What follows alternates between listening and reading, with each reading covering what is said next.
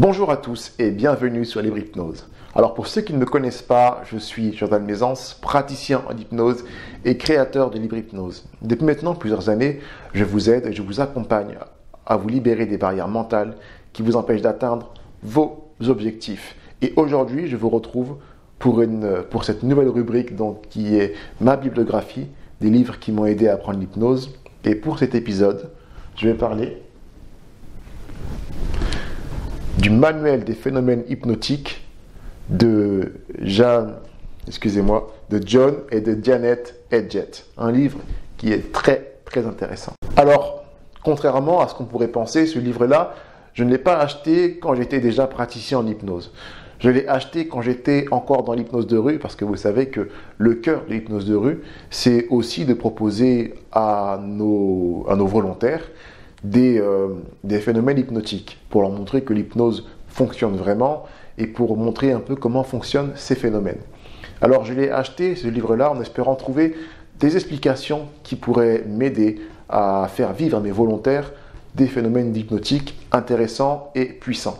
Il est vrai aussi que j'avais vu plusieurs vidéos dans lesquelles je voyais par exemple Kevin Finel faire des lévitations et puis les utiliser comme des symboles finalement, comme des métaphores de changement chez les personnes qui recevaient durant les cabinets publics.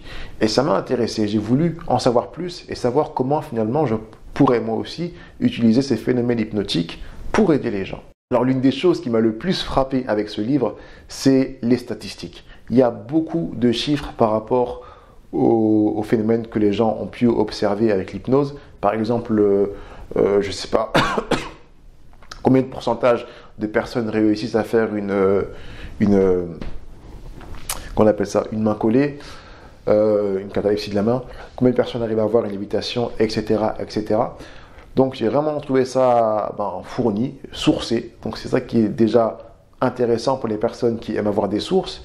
Et puis, le conseil qu'il donne est pas mal. Il donne le conseil au départ de faire une transe pour son consultant et à partir de ce que le consultant ressent, proposer le phénomène qui sera le plus adapté à sa personnalité.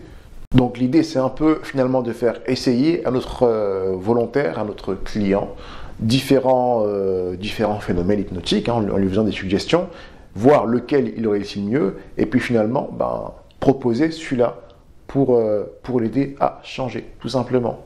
J'ai bien aussi aimé la manière dont c'est catégorisé. Donc il y a les phénomènes mnésiques, je ne me trompe pas, les phénomènes physiques, vous verrez comment c'est bien organisé de façon à ce qu'on puisse trouver facilement l'information que l'on cherche dans le livre. Et puis il y a également des moments où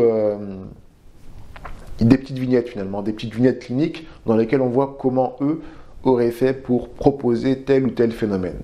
Donc franchement, c'est un livre que, encore une fois, je recommande aux personnes qui veulent approfondir leur pratique. Je sais qu'il n'y a pas beaucoup de gens qui utilisent, du moins pas de cette façon-là en tout cas, les phénomènes hypnotiques en thérapie. C'est vrai que moi aujourd'hui, j'utilise plus trop ce genre de phénomène. Je fais autre chose, on va dire. Mais en tout cas, c'est toujours intéressant de le savoir. Encore une chose, il donne également des indications. Par exemple, dans quel cas je vais utiliser la lévitation, dans quel cas je vais utiliser la catalepsie, bref, des indications, qui sont plutôt même des conseils, parce que vous savez qu'en hypnose, rien n'est figé, mais voilà, c'est toujours intéressant d'avoir des conseils d'experts reconnus dans leur domaine.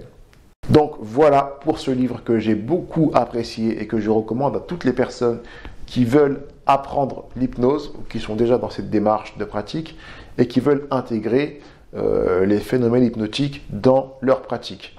Vous savez que beaucoup de personnes qui viennent nous voir sont demandeuses de ça, parce qu'ils ont vu l'hypnose à la télévision. Alors attention, il faut aussi qu'on recadre toujours ce qu'on fait. On ne va pas utiliser les phénomènes hypnotiques comme on le fait en spectacle, bien sûr, mais voilà, on recadre et puis on leur montre que l'hypnose fonctionne sur elles, bien au-delà de ce qu'elles pourraient penser.